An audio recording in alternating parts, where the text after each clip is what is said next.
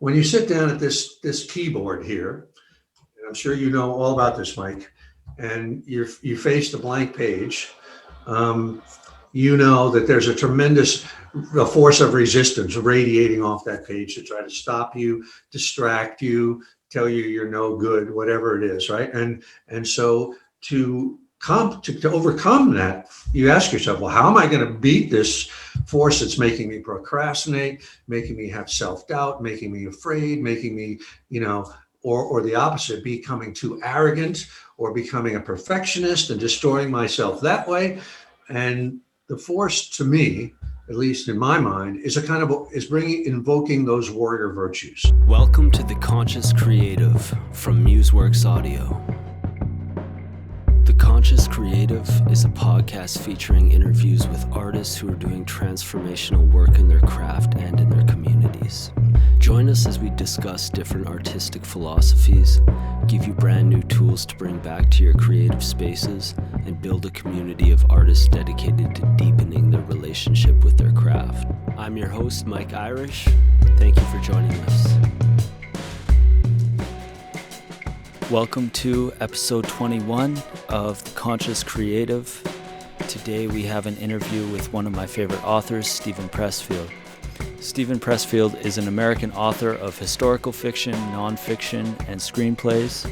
Notably, he wrote The War of Art, which has inspired creatives worldwide, Gates of Fire, a historical fiction about the Battle of Thermopylae, and most recently his book A Man at Arms. And we spoke about some of the themes present in A Man at Arms in our interview today. I feel like this is a real masterclass from Steve. We spoke about the Warrior Archetype and why it's so important for creatives to embody it. His description of the Muse will give clarity to those who are curious about the concept and maybe heard the word but don't necessarily understand exactly what the Muse is. And we also spoke about the relationship between the warrior and the Muse, which is a theme that runs through his most recent book, A Man at Arms. Before we get into the episode with Steven Pressfield, I just have one message for you. Today's podcast is brought to you by my studio, MuseWorks Audio.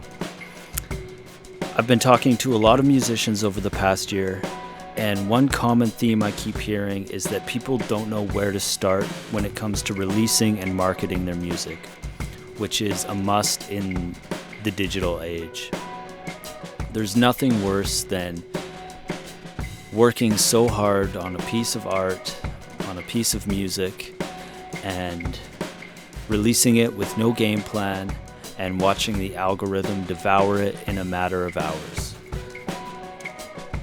I've created a quick 30-minute exercise book that will give you an idea of who your target audience is, your marketing strengths and weaknesses, as well as a couple tips to organically increase your reach on social media.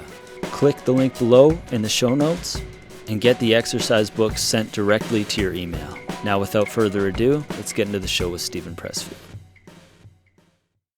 Welcome, Steven Pressfield, to The Conscious Creative.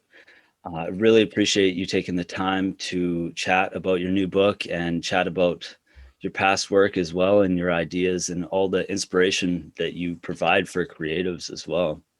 Well, thanks, Mike. It's great to be with you. And, thanks for having me on. Thanks for reaching out. Yeah, it's my absolute pleasure. So when I read your most recent book, A Man at Arms, the theme that I sort of felt, and I don't know if it's just because of what I'm thinking about a lot in my personal life right now, is the relationship between the warrior archetype and the muse. And I'd love if we could chat about the basis of what each is and ultimately how the two sort of work together. Okay, that sounds great. So I'd love if we could begin at the beginning of what an archetype is and specifically what the warrior archetype is. Okay. Now I take the term archetype from Carl Jung, Jungian psychology, and his theory. Forgive me if I'm saying something that everybody and you already know, but as I understand it, is that we're not born with our brains as blank slates, that there already is certain software in there. One of the pieces of software that's in there is the hero's journey, I think, the sort of template of the hero's journey. But others are what Jung called the archetypes. And these are sort of super personalities that kind of exist, already in our psyche. And just as an example, like going from early childhood on as we evolve, there would be the divine child, which is sort of Jesus, Krishna, that whatever it is, or the youth, the virgin, the wanderer, and on up into the warrior, which comes in like maybe around age 14, 15. And beyond that, the mentor, the teacher, the father, the king or queen, the artificer, the trickster, the king, queen, the sage, and the mystic. And it goes all the way up to, I would say, a divine archetype. And these things are not passive bystanders. They sort of will kind of kick in our psyches as we evolve. For instance, let's talk about the warrior archetype. The warrior archetype and you can see why the warrior archetype, if we're evolution with a capital E, you can see how it would make sense that a kind of warrior mindset would kick in at a certain time, like for young men and women too, like say around 14, 15 and on up through maybe 30 or something like that. Because in evolution, even if we go back to just the caveman and the primitive hunting band, at that time you need aggressive action and young men need. So anyway, so sometime around maybe 14 or 15 or something like that, if you're a young guy, I can't really speak for women, but similar thing happens, I think. Suddenly you're seized with the imperative or the need to hang out with your buddies, to try out for the football team, to drive fast, to blow things up, to get into fights, to do crazy stuff that drive your parents crazy. And that's the warrior archetype kicking in. And another thing that comes at that time, for young men at least, and I think women too, is you seek a mentor. You're seeking a coach or a sergeant if you're in the military, and to sort of guide you on this passage. And then literally, like if you join the Army or the Marine Corps or whatever it is, then you literally become a warrior, right? And you're being trained in all the stuff and certain virtues are taught during that warrior archetype time, and certain vices are discouraged. So in general, that's sort of what I imagine to be. That's what I mean when I say the warrior archetype. Yeah. Is there certain virtues that you can, like what would be the certain virtues of the warrior archetype, would you say? Okay. And these would be virtues that if you were on a football team, on any kind of a team, or if you were in the military, that your coaches and your sergeants would be drilling into your heads, And one, of course, is courage. That's the first one. Loyalty to your comrades, that the unit is more important than the individual. Selflessness is another warrior virtue. Patience, particularly in the terms of, you think of like a hunter icon, or is a part of the warrior archetype. And a hunter, gets out and takes a position, and, even if not just human beings, but animals that are hunters, lion, cheetah, whatever, they're very patient. And another big virtue is the willing embracing of adversity. Like if you're on a football team and you're doing two-a-days and it's 105 degrees, the coach is constantly telling you, don't be a pussy, get into it. If you're training in the gym, if you're running, and of course, if you're in any military thing, they want you to, the worse it gets, they want you to really get into it, and not resist it. So those are a bunch of the warrior virtues that kick in at that time.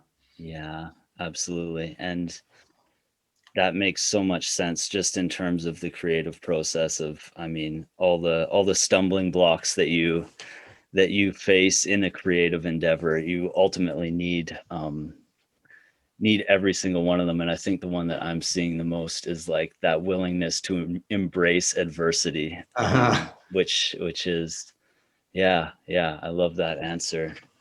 So how did you, where did you find out about this subject, and how did you become fascinated with it? It's a great question, but I think it really comes from, let me just tell you one little story that I've heard. It's on the subject of the willing embracing of adversity. Yeah, This was absolutely. some journalist told this story that he was in Baghdad. You know, it was 120 degrees, and he happened to be walking down by the Euphrates or whatever it was, and he saw this lone Marine in full gear digging this ditch in like 120 degrees heat. You know, and he said, you know, how you doing, Marine? How's it going? And the Marine looked up at him and said, living the dream, sir. So that's the willing embracing of adversity. You know, Yeah. the worse it gets, the more, you know, you know, embrace the suck, you know, that kind of thing. Yes. Yeah. But back to what you were saying. Yeah. I think a lot of it came from me, just from my experience as a writer. Like, this is when you sit down at this keyboard here, and I'm sure you know all about this, Mike, and you face the blank page. You know that there's a tremendous force of resistance radiating off that page to try to stop you, distract you, tell you you're no good, whatever it is, right? And so to overcome that, you ask yourself, well, how am I going to beat this force that's making me procrastinate, making me have self-doubt, making me afraid, making me, you know, or the opposite, becoming too arrogant or becoming a perfectionist and destroying myself that way. And the force, to me, at least in my mind, is invoking those warrior virtues, you know, of courage to face it, you know, patience to live with it through a year, 2 years, 3 years, whatever you have to, and all the other various virtues where, like, if you're knocked down, that you don't let it take you out of the game, that you have the fortitude to come back. Sometimes you write something 3/4 of the way through and you have to scrap it completely and go back to, you know, and so I think you need the kind of warrior virtues to, like that Marine that said, you know, living the dream, sir. You know, you got to sort of be willing to go back to square one and do it, and not, you know, not crap out. Yeah. I'm reading Creativity Inc., which is about Pixar and a lot about their whole business, but also their creative process. And in terms of that, having to go back and scrapping, I was just reading this chapter actually before the call, and they have these meetings and they have to like be vulnerable and present their project in front of a group of people, and often have to scrap the project and restart and restart and restart. But they come up with these incredible films and incredible stories because they're so willing to step into that difficult process, right? Which, Yeah. yeah. Is it a good book, Mike? Would you recommend it? Yeah, I think I'm only a quarter of the way through right now, but yeah, it's really, really interesting. It's not all about the creative process. It's about how they run as a business as well. But I bet. yeah, it's really, really interesting, I think. Yeah, I would definitely recommend it. Yeah. So kind of on that topic, actually, are there any resources or books or any poems or any writing that you find yourself returning to for inspiration or even information on a day-to-day basis? Because I feel like, Can I recommend my own books? yeah. I mean, I would definitely recommend The War of Art and Turning Pro and The Artist's Journey as resources for anybody. There's another book which I actually have over here right now. It's called, let's see if I can find. It's called The Writer's Journey. Have you ever heard of that one? Let me just dig this out here.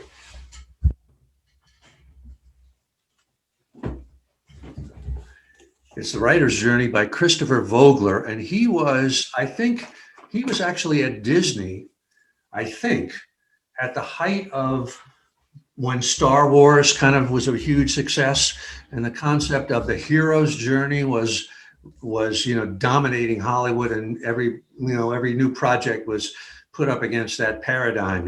Who's the mentor? Where was he all is whatever. But this is a really good book, Christopher Vogler, The Writer's Journey. He talks about that experience, and he uses The Wizard of Oz as a kind of a great template for the hero's journey and for any other story that anybody might write.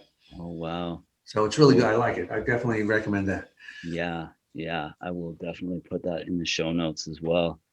I will definitely agree with your books as well. For me, especially The War of Art was really seminal in my life, really, because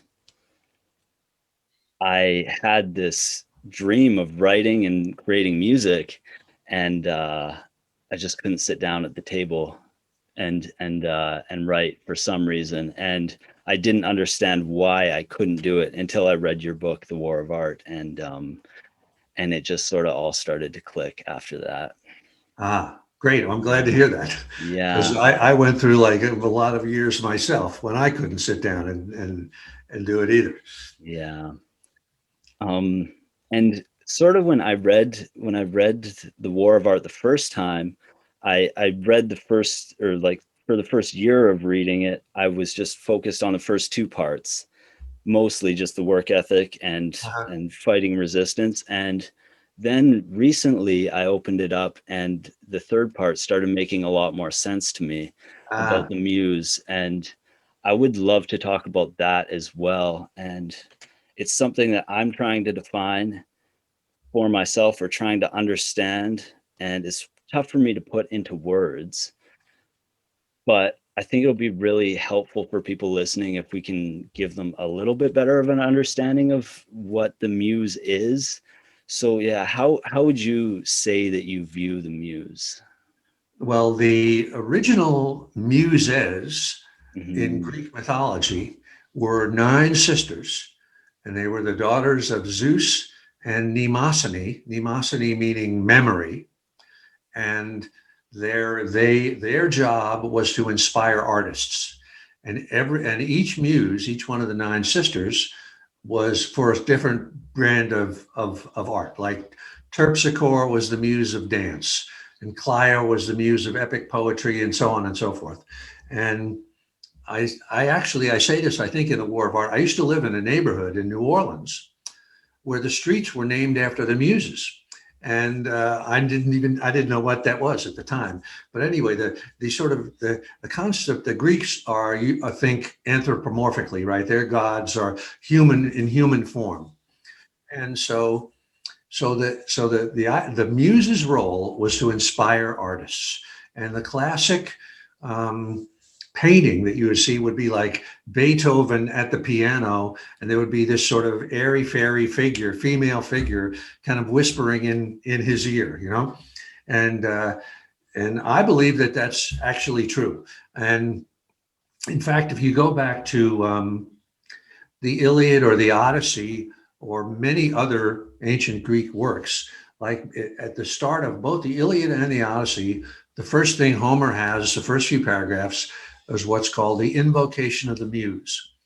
And he actually addresses the start of the Iliad is, sing, goddess of the wrath of Achilles and of all the blah, blah, blah, blah, blah, right? So in his point, the way he viewed his writing of the Iliad was that it wasn't really him who was writing it. He was invoking this mysterious force from another dimension, this female goddess, and saying, here, you tell the story through me. And I know that in the songwriting trade, it's kind of a commonplace that you'll be driving down the road, right? And all of a sudden a melody or a song or lyrics will come into your head, right?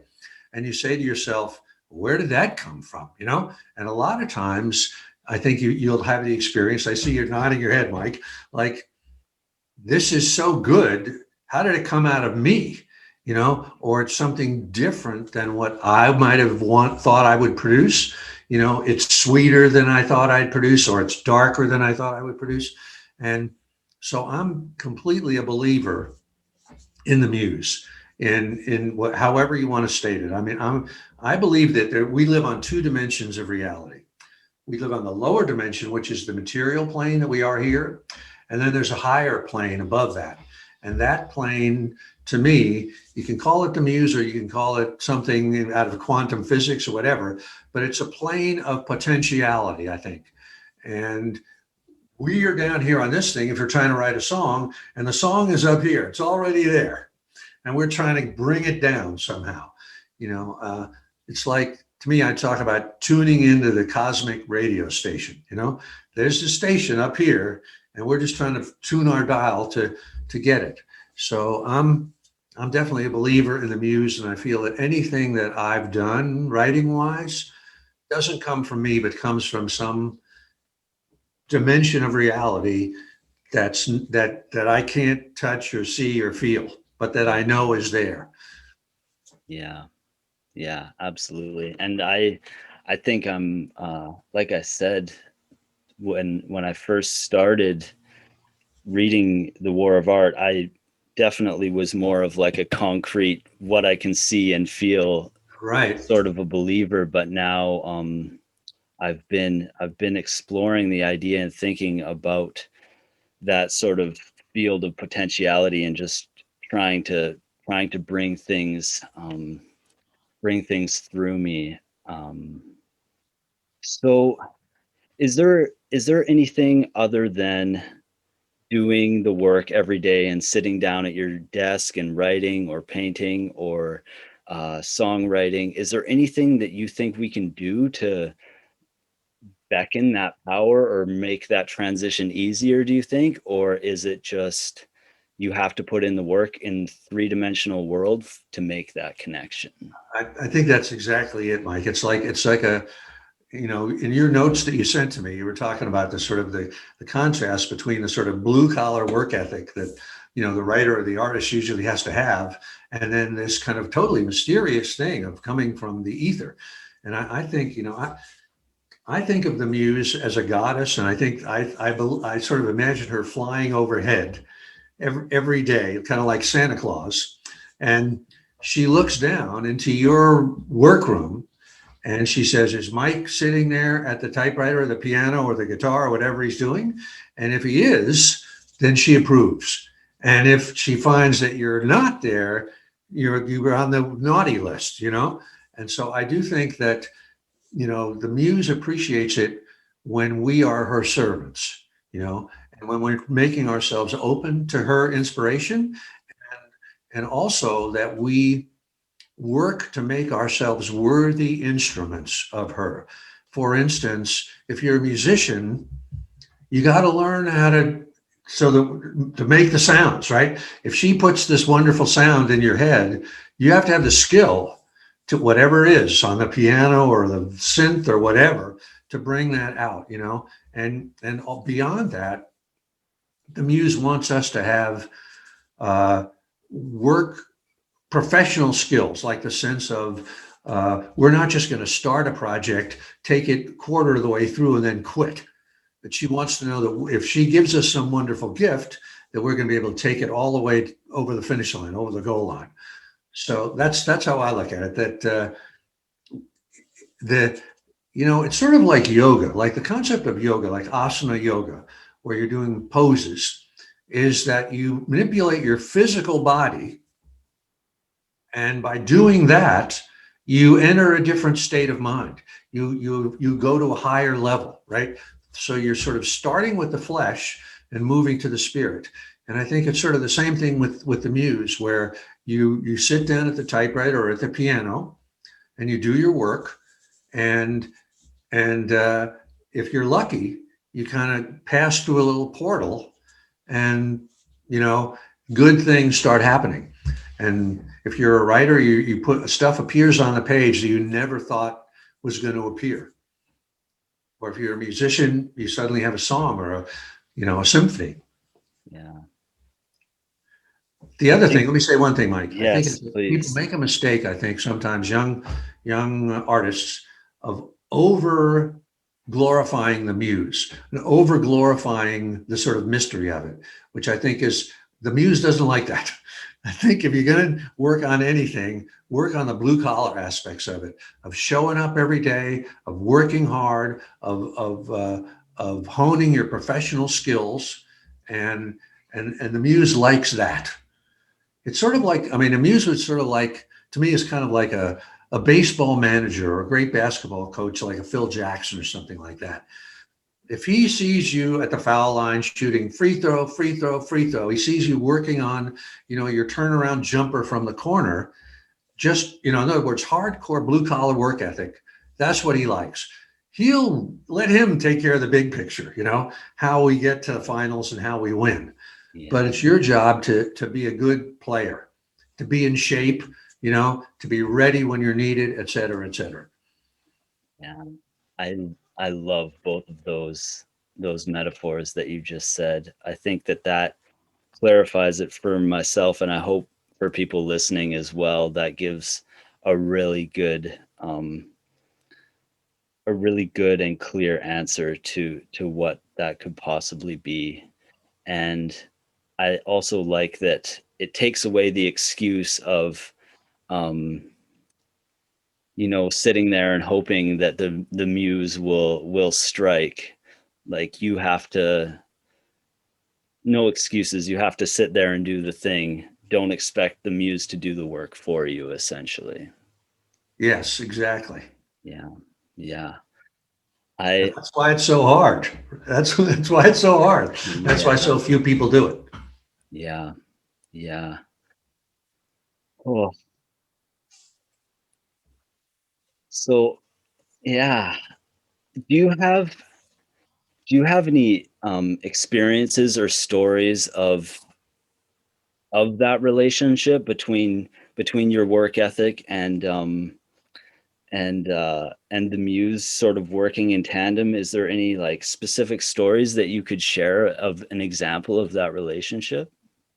Well, certainly it's happened to me more than once where I have just been seized by an idea, a book, a movie, or something like that, where it's like I don't even have any choice. I've just got to do it, and when it's happened, like my first two books, The Legend of Bagger Vance and Gates of Fire, were instances of that, where the idea kind of just grabbed me, came out of nowhere. And when I thought about either one of those ideas rationally, I thought these are the stupidest ideas.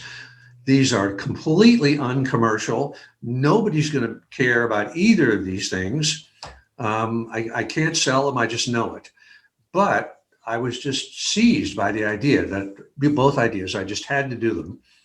And it turned out that they both did work and they both did find an audience.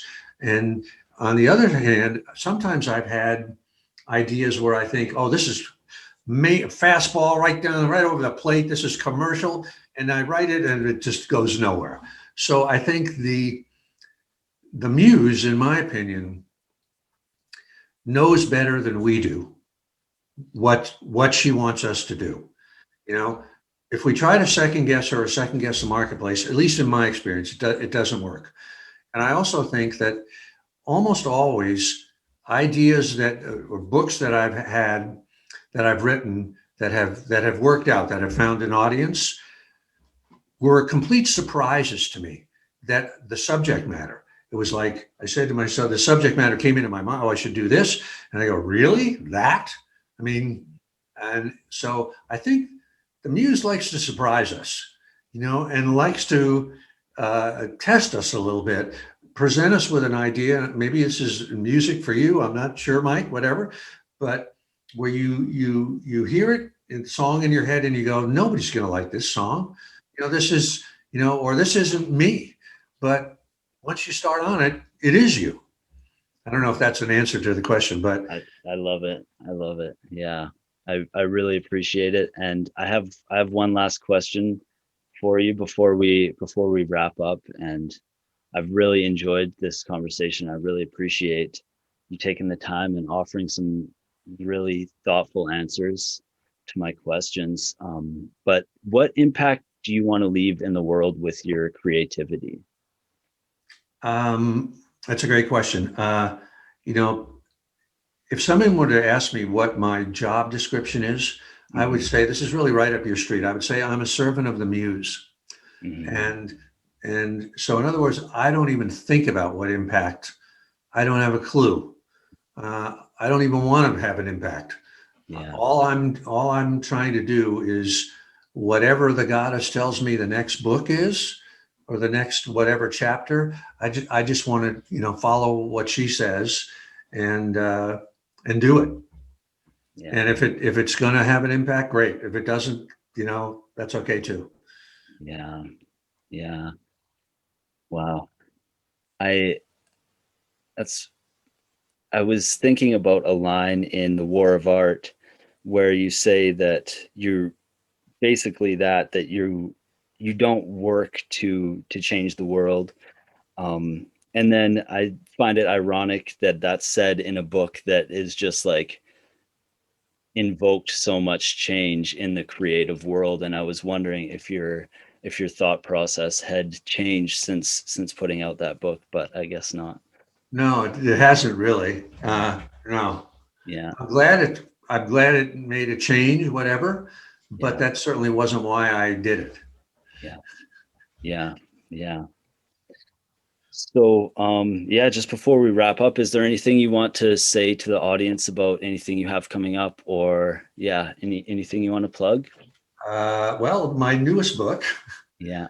is called A Man at Arms, Yeah. and it's coming out. It'll be out by the time Yeah. this podcast drops. Yeah. It's if anybody has read any of my books about the ancient world, Gates of Fire or Tides of War or anything like that, this is sort of a return to the ancient world for me, and it's about a character that's been in a few of my other books, kind of a one-man killing machine named Telamon of Arcadia, and people have asked me, when are you going to write a book just about this guy? We want to have a book just about this guy.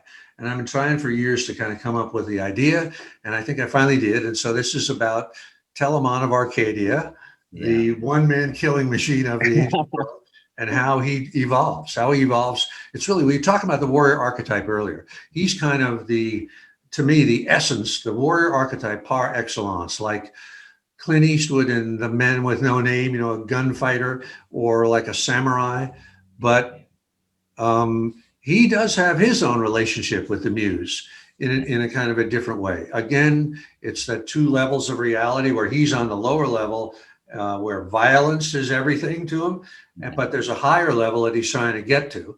And that's what this story is about. Yeah. And yeah, I was when I was reading the book, because I've been thinking about both of these things quite a bit lately. As I was reading the book, I was just saying to myself, am I just projecting this whole relationship onto the book, or is it also just happens to be in this book is something that I'm working on as well? So, Did you um, mean, Mike, like the relationship between the warrior archetype and the muse? Is that what you're yeah, talking about? yeah. Let me ask you, what exactly did you project, or what were you thinking as you were reading it? So I was thinking Ruth was sort of, This is a female character in the book. yeah, was teasing out of Telamon, um, that like, well, inspiring him to because it's one thing to have the work ethic, but then putting it to use or putting it to purpose, essentially. Like, she was the engine behind the warrior archetype in the book to me, that brought him to yeah, moving to a higher plane, I guess, would be a way that you could say it. Yeah, I think Right you in were the, not projecting, Mike. That's really what I was hoping to do. Um, can I talk a little bit on this subject, and try not to give away the ending here or anything like that? But very definitely, this book, I was thinking about the warrior archetype, and I was thinking about the muse, just like you were saying. It's the lower level and the higher level. And the book is really structured, as you know from reading it. It's a Western. It's like an American Western, like a cowboy movie, in the sense that even though it takes place in the first century AD, and the character of Telamon has a sword and he has a bow and he has throwing knives and stuff like that. He doesn't have a gun, but the usually in a Western, if you think about a classic Clint Eastwood movie or a John Wayne movie or anything like that, or a samurai movie, you usually have the hero is usually a man of violence, right? Somebody that's great with a gun, they can outdraw everybody, et cetera, et cetera. But they're usually at a kind of a dark place. You know, they've sort of exhausted the warrior archetype. It's like what you were talking about on the material plane. They're as good as they can get, and it's not good enough. And usually, what happens in a Western is the hero will intersect with a character that's vulnerable.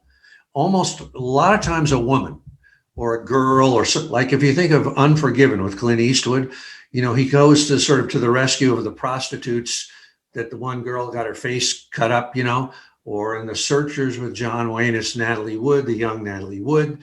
And usually, or even in a movie like a Jason Statham movie today, like the Transporter movies, you know, where he's this one-man killing machine, and now he has to carry this girl or this young woman and protect her from one place to another. And then, so that's sort of a classic hero's journey theme, where it's the woman or the female that brings out the higher level in this guy who previously had been just a one-man killing machine. And I think in a lot of ways, Mike, like, I can't speak for you, but I feel like I'm living that myself in my real life, you know, and I think a lot of us are too. You know, maybe we're making money, or we're trying to, you know, establish a profession or a family, or we're trying to kind of carve out a place for ourselves in the world where we're known and we're accepted and da da da da. And then you sort of hit a point where you go, is that it? You know, what am I going to use this for that I've learned? And that's when usually the female element, which could be inside ourselves, the muse is a female, it's not a male, comes in and provides that sort of pathway to love, or to something greater than just kicking ass, you know? Yes. So anyway, you weren't projecting, Mike, if that's what you Oh, wow. Yeah, I really appreciate your time, Steve, and thanks for so having me, Mike. Thanks for the great questions. You know, I really appreciate it. It makes it, when I go on a podcast or an interview, I always hope that somebody's going to ask me something that I've never had to answer before, and I'm going to have to really pull something out, you know? So you did, so thank you. So once again, I'd like to thank Stephen Pressfield for taking the time to be on the show, and I just wanted to go over a couple moments that I thought were really interesting from the interview. And I think the first one that really cleared something up for me, because as I said, I've been thinking about the muse a lot lately, and less so the warrior, and in a way it's kind of made me wonder if I need to be working as hard as I feel like I should be. And this interview kind of cleared up why it's so important to work hard. And when he said that the muse wants us to have professional aspects in our craft because she wants to know that if she gives us a good idea, that we're going to have the guts to finish it. And I really felt that, and it makes so much sense to me. So that's a huge takeaway for me. Also, when he said that when people ask him what he does, he just says that he's a servant of the muse. I think it takes so much guts to trust in her power to follow her direction. But clearly, if you do, powerful things can begin to happen. I mean, all you have to do is look at the pieces of work that Steve has produced, and you can understand that there's so much power in being a servant of the muse. Now, if you've enjoyed this interview, please give me a follow at MuseWorks Audio on Instagram, on YouTube, MuseWorks Audio as well. I hope that this interview is of value to you, was interesting and inspiring. And beyond that, I just hope you have a great day. I hope you are doing well out there, and take care.